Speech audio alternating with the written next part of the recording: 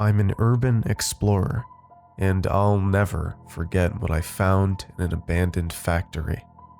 Written by Neptune and narrated by ClancyPasta.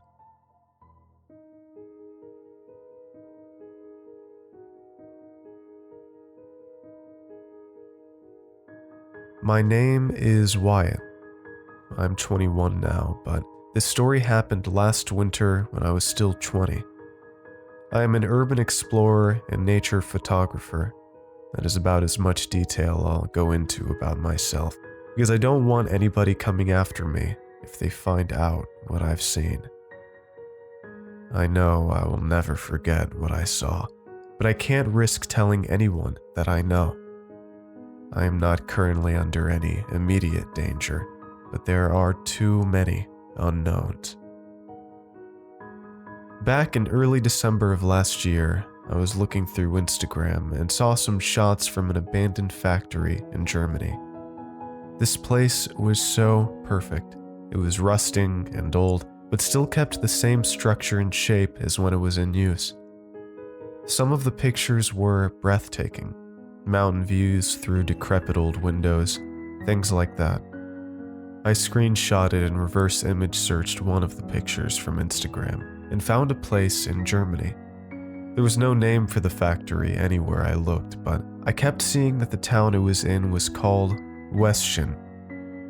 I looked it up on Google Earth and saw that it was in a mountainous region in northern Germany. As I swiped through the images on Google, one article stopped me. It claimed that the factory was going to be demolished in April of next year, meaning it would be gone in just a few months. I was feeling impulsive and excited, so without thinking, I Googled flights to Berlin. Looking back, I wish my phone would have died at that very moment. Anything to stop me from looking at flights. I would do anything to go back and make me close that tab. However, I found one flight leaving from my airport that Wednesday. It was only $600.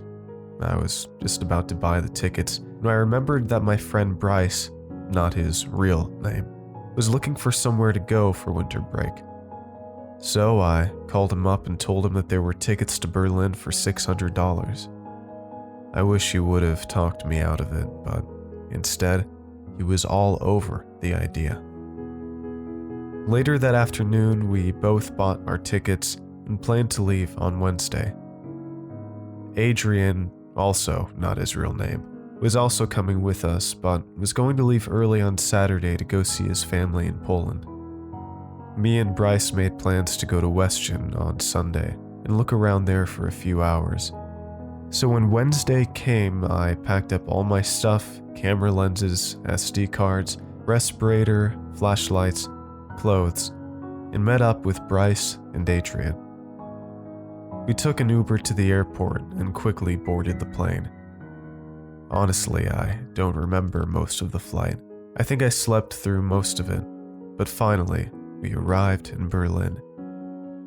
Honestly, for the next few days, it was just a normal vacation, nothing but sightseeing and doing basic tourist things.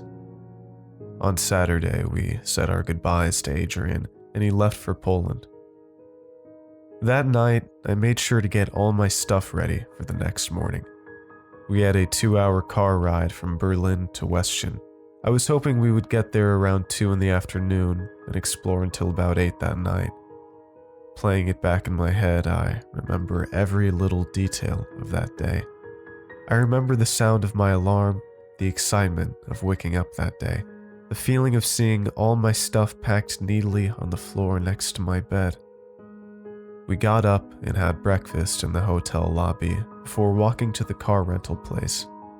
We picked out a blue Chevy from the lot, and the guy gave us the keys. I spent the next few hours driving through the green rolling hills of Germany until we finally got there. I felt nothing but excitement when we finally got into the town. I remember just driving and looking around for a while until we saw it there, clear as day, the abandoned factory. It sat at the bottom of a tall hill in the middle of a bright green field. The mountains were in the distance to the east opposite the factory. I started looking on Google Maps for a good place to park in order for us to walk there. There was a large parking lot next to a self-storage place that was only about a quarter mile from the factory. I pulled into one of the spots and looked around for people. "Should be good," I told Bryce as we got out of the car. I grabbed my camera bag, my flashlight, and my respirator out of the back seat and put it all on. For those of you who don't know, a lot of old buildings were built with toxic materials like asbestos, so it's just safer to not even risk it and wear the respirator. We began walking down this old cracked asphalt road that has grass and flowers growing through it. It led straight to the factory, which I remember finally having a good view of. It was brown and rusted, but still beautiful and majestic. It had plants growing in it like it had been retaken by nature after the people left it. After a little walking, we reached a tall chain-link fence that was locked, but there was no barbed wire on top, so I considered just jumping it. But instead, I decided to look for an easier way.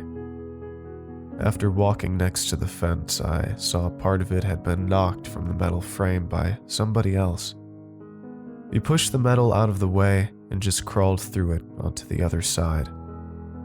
Now we just had to get into the factory. It was already clear to me that the main entrance wasn't an option. It probably had motion sensors anyway. I was looking around when I spotted it. A broken window. It was only about 10 feet off the ground, so I asked Bryce to help me up. He hoisted me up and I grabbed onto the windowsill. I pulled myself up and through the window frame, pushing aside the broken glass as I did so. I pulled Bryce up through the window and we both jumped down on the ground inside the factory. Now, when I say this thing was massive, I mean massive. Like probably the biggest single room I have ever seen. It had so many levels and catwalks and bridges, this place was a gold mine. I immediately got out my camera and put on my 16-35 lens and my best flash. I also put in a new SD card, just in case. We walked around the ground floor a bit, mostly just looking up at the ceiling. I took one picture of all the catwalks and bridges, leading up to a crack in the ceiling letting sunlight through. We went up one of the staircases onto the second level. There were a ton of generators and turbines all over the place, with a thick layer of dust and rubble covering them. I took some pictures on this floor, but we quickly moved up to the next floor. It was more of the same stuff, but still beautiful. I walked to the edge of the floor and looked over the small balcony-like platform we were on. I immediately felt dizzy looking all the way down to the ground level. I'm used to that kind of stuff. I just didn't realize how high up we were. We climbed up the stairs to the next floor when Bryce told me to look at the mountains out the window. That was the shot from Instagram that I wanted. I adjusted my settings and snapped the shot.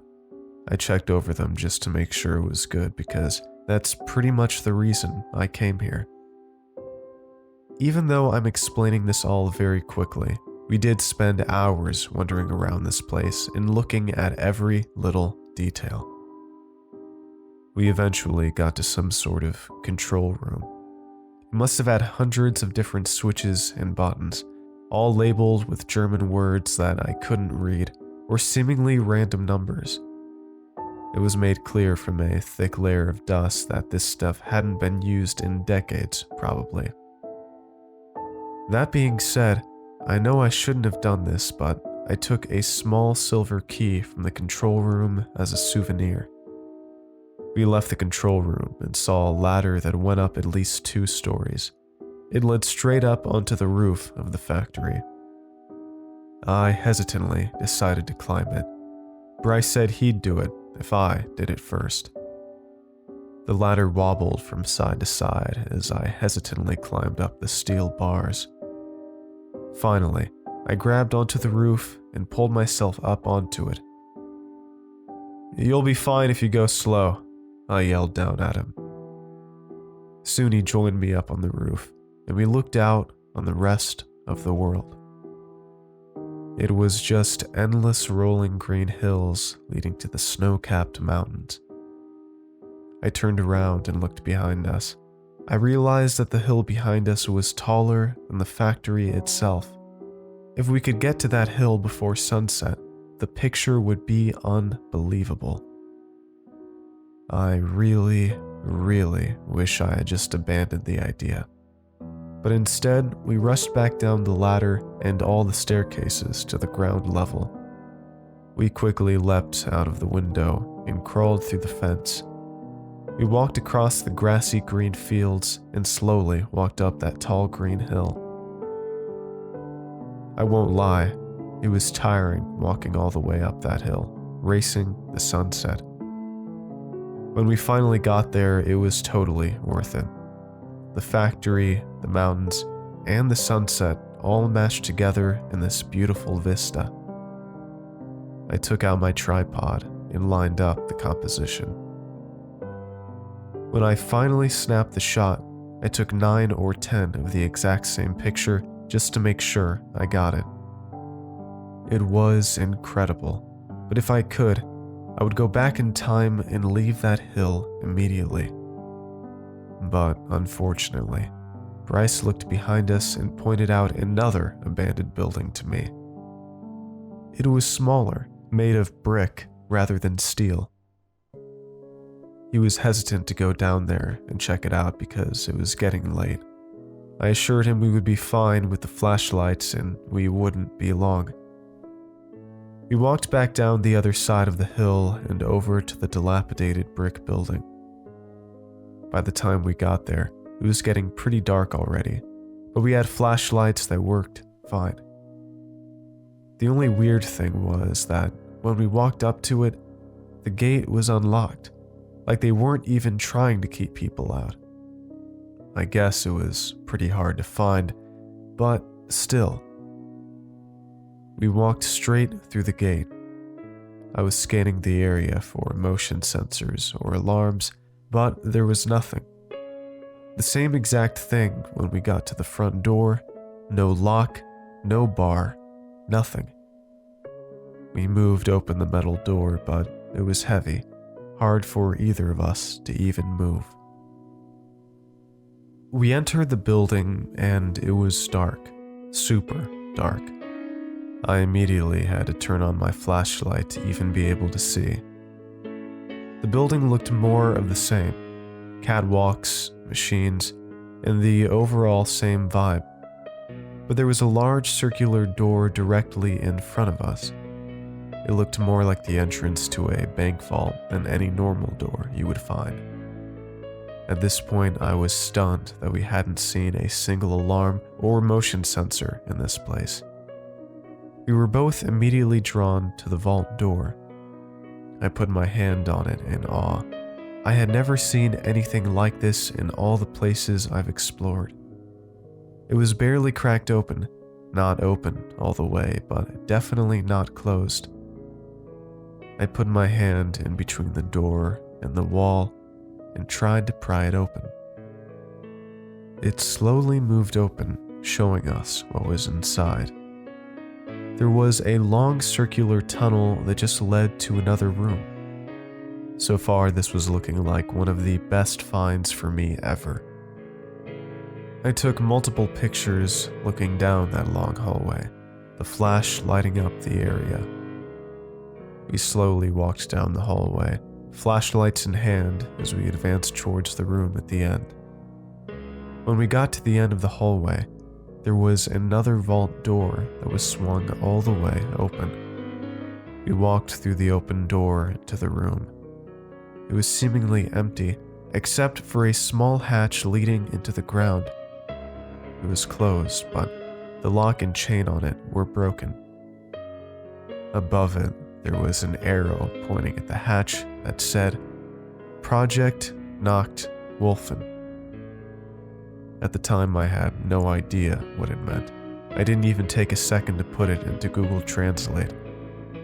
Nowadays, the words still send a chill down my spine. Project Nightwolf. A phrase that sounds like nothing, but if you had seen what I've seen, you wouldn't be able to hear those words without shuddering. I slowly opened the hatch, the hinges squeaking as I did so. I flipped it all the way over until it was on the other floor. I shined my flashlight down the hatch to reveal what looked like just a normal staircase.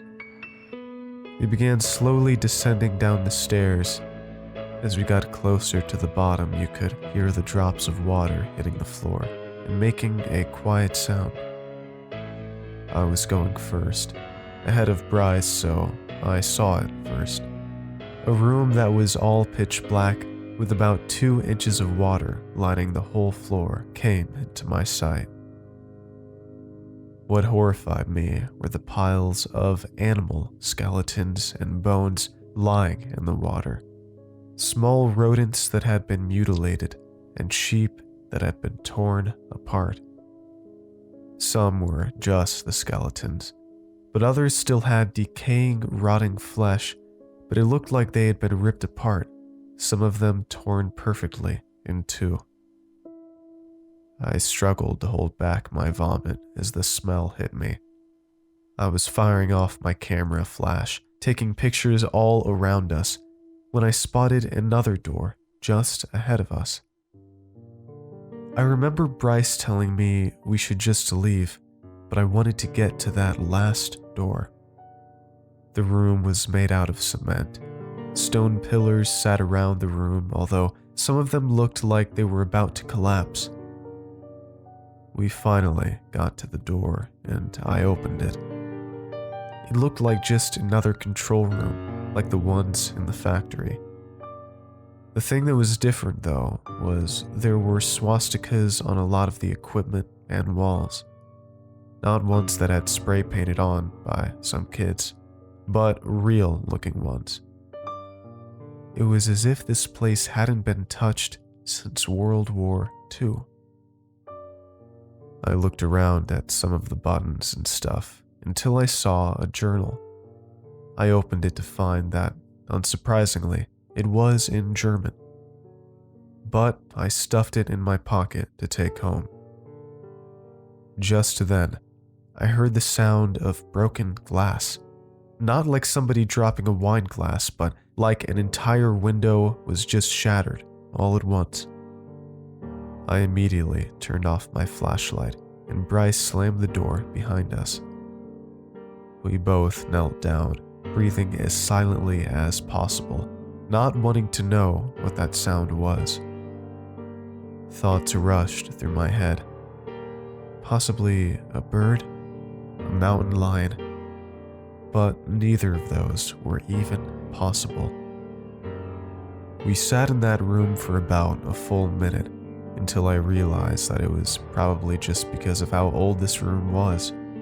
Some structural error or rotting metal probably caused it. I worked up enough courage to go out there. Bryce said that he would go if I opened the door first. I walked over to the door, still crouched on the ground, and I turned the handle. I slowly creaked the door open, and as if we were in a horror movie, my flashlight died. I was too committed at this point to go back, so I did the only thing I could think of. I grabbed my camera and started blindly firing off the flash. It could only do it about every 3 seconds, but I slowly creeped further and further out into the room. And that's when I saw it. It looked like a shadow crouched on the ground, but about 10 feet away from me was this oily black skeleton-like creature. It slowly stood up, making cracking and crunching sounds as it did so. Its limbs snapped back and forth like they were breaking. When it finally got all the way up, I saw its mangled set of razor-sharp teeth lining a huge gash in its face. It was at least 9 feet tall, with its head almost hitting the ceiling. It was holding the body of a fox in its lanky, disgusting arms. It ripped the fox in two as it let out a horrifying, ear-piercing screech. My flash stopped firing. I looked down at my camera to see the message, SD card full.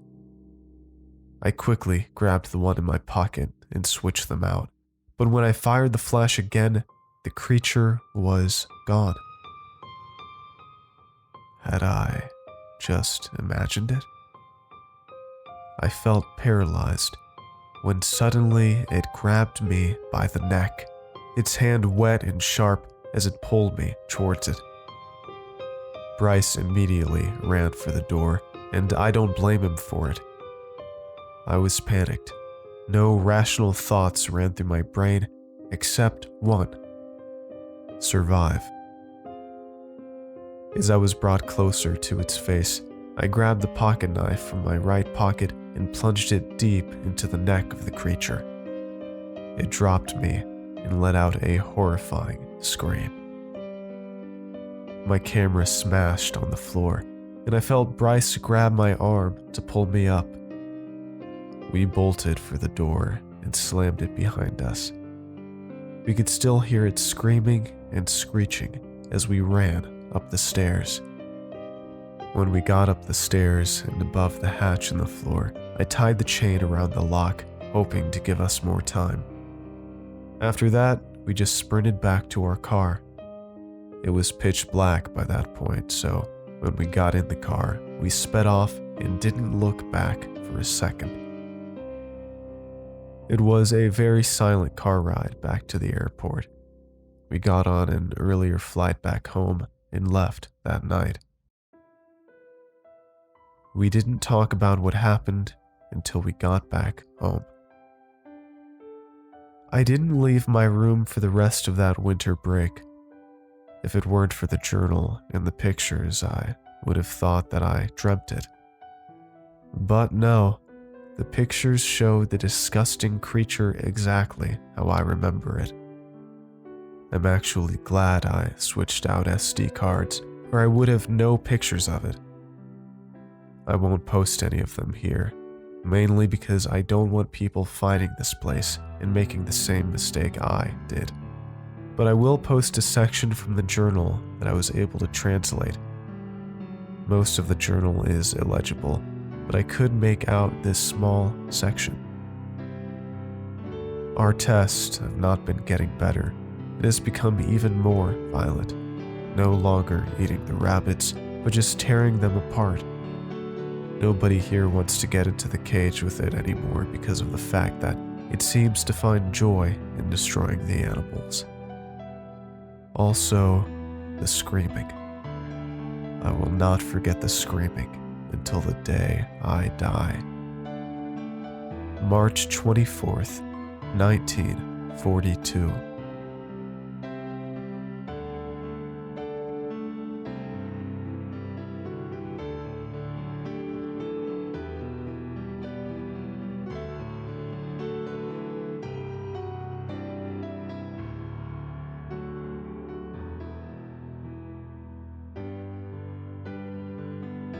Okay, thank you all for listening. I hope you enjoyed tonight's story. I thought it was a pretty great one. I love those urban exploration stories. And huge thanks to the author for letting me narrate it and share it on this podcast. I want to give a huge thanks to all of my $5 and up patrons. Your support and all of my patrons and YouTube membership support helps out so much, along with everybody who buys a shirt or a sticker or a cup on my Teespring store. That helps out immensely as well. But without further ado, huge thanks to my $5 and up patrons: Gabriel B, Jacob D, Jamie P, Random Pasta, Max A, Greg RB, Alleycat36, Weird Times Infinity, Michael L, Absinthe Alice, Mike 222777, Sean L, Nameless, Skulk Queen, Fuller, Ryan T, Lydia P, The Hookah Fairy, Tim W, Suzanne G, Tanya A, Jace B, Techo M, Chris L, and Aplexity. Thank you all so much. And if you'd like to join these lovely ghouls, you can always pledge $5 or more a month on Patreon. You get these monthly shoutouts, and for even as little as $1 a month, you get access to ad-free narrations. And they're uploaded basically at the same time that it's uploaded on YouTube. Maybe like a minute later. But yeah, seriously, thank you all so much, and I will talk to you all later. Have a good night. Cheers.